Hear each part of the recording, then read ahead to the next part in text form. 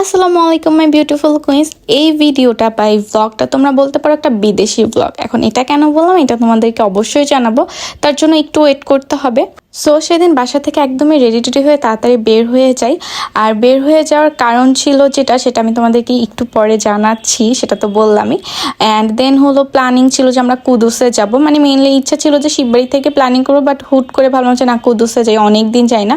আর এখানে হলো দুপুর 12টা থেকে বিকাল 4টা পর্যন্ত 15% ডিসকাউন্ট ছিল স্টুডেন্ট কার্ডের উপরে।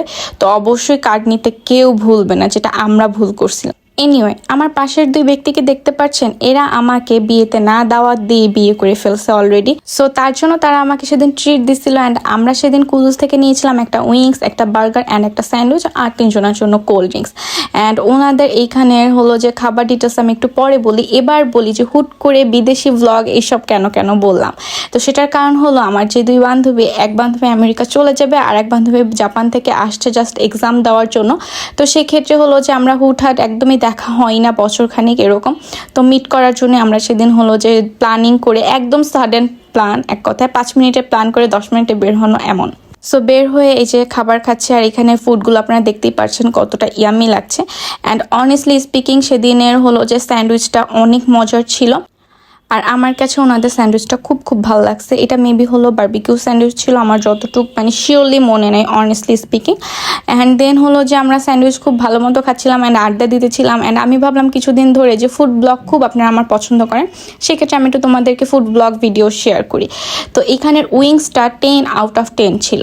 যারা কুদুসে যান খুলনার হলো ব্রাঞ্চে, তারা অবশ্যই একবার হলো উইংস ট্রাই করবেন। এখানে উইংসটা একদম বেস্ট। অ্যান্ড ওনাদের এইখানের হলো ড্রিঙ্কস হলো অনলি ক্যানে পাওয়া যায়, কোনো বোতল সিস্টেম নাই। তো সেটা আপনাদেরকে জাস্ট ইনফর্ম দেওয়ার জন্য আমি বললাম। আর বার্গারটা যেদিন আমরা নিয়েছিলাম, মানে আমরা এক একজন এক একটা আইটেম নিয়েছিলাম। সো আমরা জাস্ট এক একজন একটু ট্রাই করতেছিলাম এক একটা আইটেম থেকে।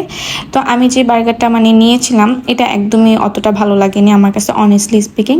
এছাড়া মানে আমি যত বার্গার খেয়েছি খুলনার ভিতর, আমার কাছে রোভার্সেরটা বেস্ট লেগেছে অলওয়েজ। সো ওনাদের কুদুসের স্যান্ডউইচ অ্যান্ড উইংসটা আমার কাছে 10 আউট অফ 10 লেগেছে। তো অবশ্যই সবাই ট্রাই করবেন। দেন আমরা খাওয়া দাওয়া শেষ করে একদমই ইজি শোরুমে চলে যাই, কারণ ওনাদের সেদিন ডিসকাউন্ট চলছিল। আর যেহেতু আমি আমার দুই বিবাহিত বান্ধবীকে নিয়ে বের হয়েছি, তো তারা তো তাদের হাজব্যান্ডের জন্য শপিং করবে। অ্যান্ড আমি পাশে দাঁড়িয়ে তাদের শপিং দেখতেছিলাম, আর মাঝখানে নিজে একটু জাস্ট শ্যুট ক্যাপচার করে নিচ্ছিলাম। সো আমাদের 3 বান্ধবীর দেখা হওয়ার পরে, অনেক আড্ডা দেওয়ার পরে, অনেকটা সময় কাটানোর পরে আমার বাড়িতে যাওয়ার সময় হয়ে যায়। অ্যান্ড দেন তারা আমাকে একটু আগিয়ে দিচ্ছিল। দেন আমি রিক্সা উঠে বাড়ির উদ্দেশ্যে চলে আসি। তো আজকের ব্লগটা এই পর্যন্ত ছিল। নেক্সট ব্লগে খুব তাড়াতাড়ি দেখা হয়ে যাবে। ততক্ষণ সবাই ভালো থাকবেন, সুস্থ থাকবেন, আমার জন্য দোয়া করবেন। Thanks for watching. আল্লাহ হাফেজ।